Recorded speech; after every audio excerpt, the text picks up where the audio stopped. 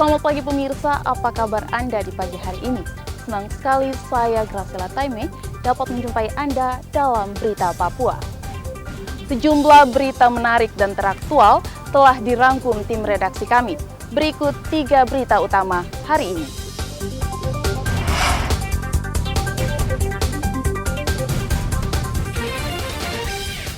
Satgas Kartens menembak seorang anggota KKB yang menembaki pesawat dan membakar kios di Oksibil, Kabupaten Pegunungan Bintang. Ratusan warga unjuk rasa di kantor DPRD Merauke tuntut PT Telkom segera perbaiki jaringan internet yang putus. Lebih dari 2.000 liter minuman keras atau miras ilegal dimusnahkan polisi di lapangan Polres Asmat.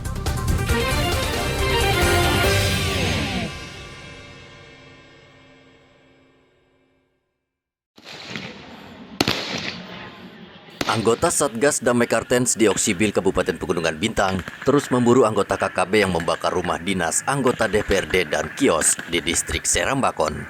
Saat pengejaran, Satgas Damai Kartens melumpuhkan satu anggota KKB yang sempat menembaki pesawat sipil. Pelaku langsung ambruk ketika tim perunduk atau sniper melepaskan tembakan dari jarak 800 meter. Tim kami telah berhasil menembak satu orang anggota KKB yang sedang melakukan penembakan terhadap pesawat sipil yang melintas di sekitar Bukit Espiding. Kami memiliki tim sniper dari jarak sekitar 800 meter melihat ada sekelompok KKB yang melakukan gangguan. Kemudian kami tembak dan kami berhasil menembak jatuh satu orang anggota KKB atas nama Ricky Sasaka. Informasi yang bersangkutan tertembak di bagian dada, tembus sampai dengan di pergelangan tangan bagian kanan. Biasanya kami dari Satgas Operasi Damai Kartens saat ini telah melakukan upaya pengejaran dan penegakan hukum kepada kelompok KKB. Selain menembak satu anggota KKB, Satgas Damai Kartens juga menangkap satu orang yang kerap memasok bahan makanan untuk pimpinan KKB Egyanus Kogoya di Kabupaten Asmat. Pelaku ditangkap saat mengambil uang 100 juta rupiah yang digunakan untuk membeli bahan makanan untuk kelompok Egyanus Kogoya. Sampai saat ini, Satgas Damai Kartens masih terus mengejar para anggota KKB di Oksibil. Senin pekan lalu, seorang polisi gugur ditembak KKB saat patroli di distrik Serambakon, Pegunungan Bintang. Selain menembak polisi, KKB juga membakar sejumlah kios. Dari Oksibil, Pegunungan Bintang, Igobat Memelin melaporkan.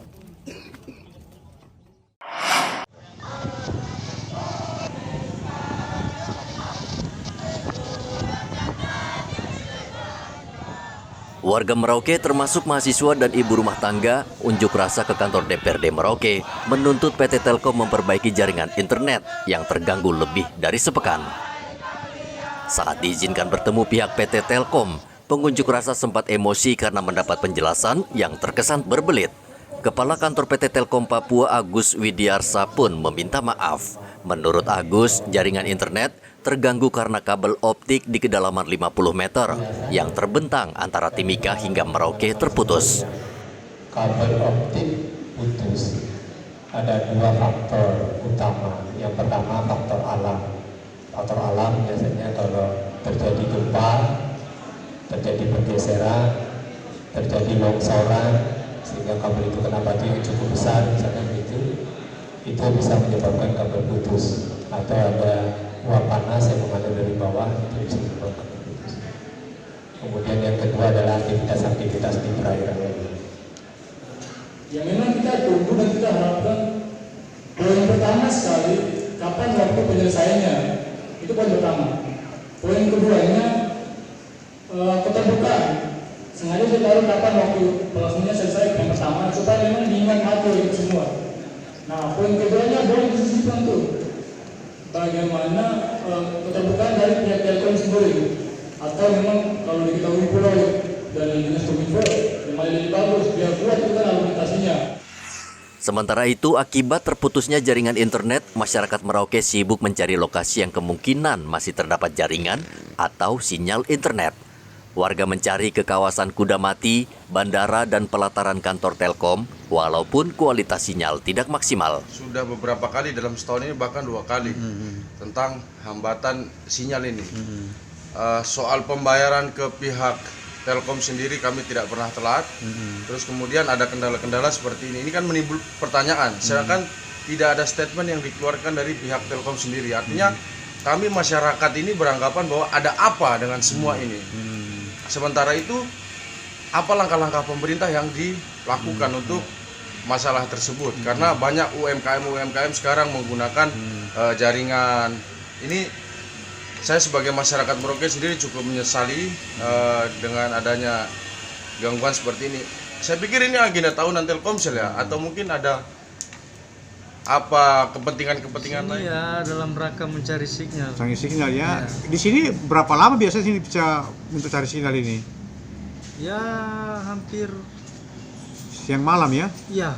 Siang bisa malam. dibilang begitu sih. Kualitas sinyalnya gimana? Ini pun masih ya lelet lah. Lelet ya gitu Tapi ya. lumayan lah bisa Oh akses gitu. sedikit. Udah keliling cari jaringan sinyal? Sudah ada beberapa titik tapi mungkin di sini agak lebih bagus. Agak lebih bagus ya, tapi tetap lelet juga ya. Ya. PT Telkom menargetkan perbaikan jaringan internet selama sebulan. Muhammad Ridwan melaporkan dari Merauke, Papua Selatan.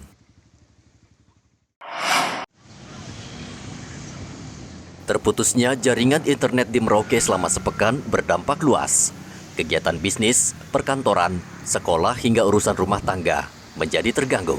Tidak terkecuali Bupati Merauke, Romanus Baraka.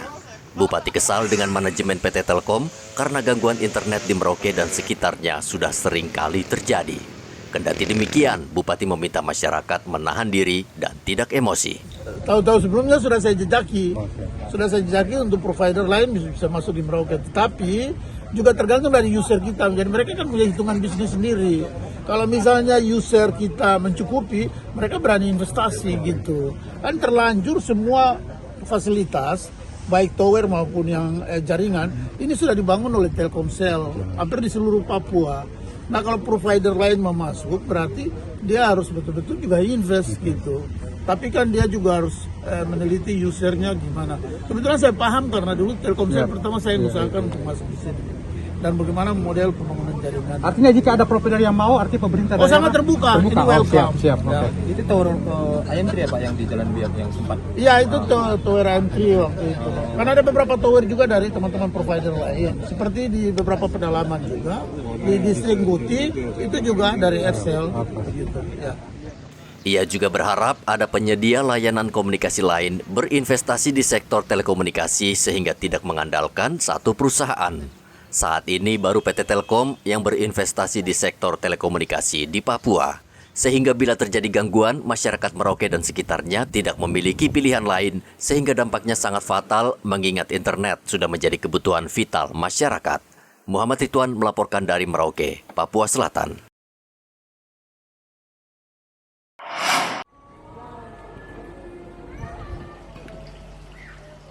Polres Asmat memusnahkan ribuan botol minuman keras hasil razia cipta kondisi yang dilakukan aparat gabungan TNI Polri di Pelabuhan Baru Agat Sabtu lalu. Lebih dari 2.000 minuman keras atau miras ilegal berbagai merek dimusnahkan di lapangan Polres Asmat. Kapolres Asmat AKBP Agus Haryadi mengatakan barang bukti miras ini tidak bertuan alias tanpa pemilik yang jelas.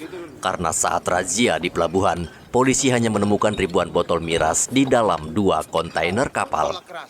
Mudah-mudahan dengan adanya hasil penangkapan miras ini, kita mengurangi kegiatan yang akan dilakukan masyarakat. Kenapa?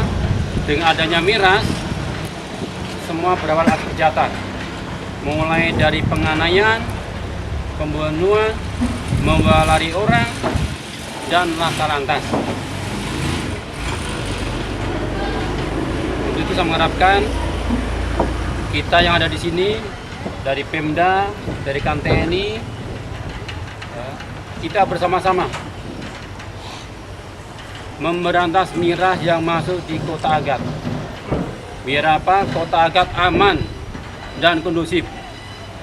Apalagi di bulan depan tidak terasa kita akan melaksanakan operasi mantap rata, melaksanakan pileg dan pilpres. Makanya kita sama-sama mengantisipasi masalah miras yang diketatkan. Polres Asmat mengajak masyarakat Asmat bersama-sama menjaga ketertiban dengan memberantas peredaran minuman keras tanpa izin. Maraknya peredaran miras menjadi salah satu penyebab tindakan kriminal. Dari Asmat, Papua Selatan, Hendra melaporkan.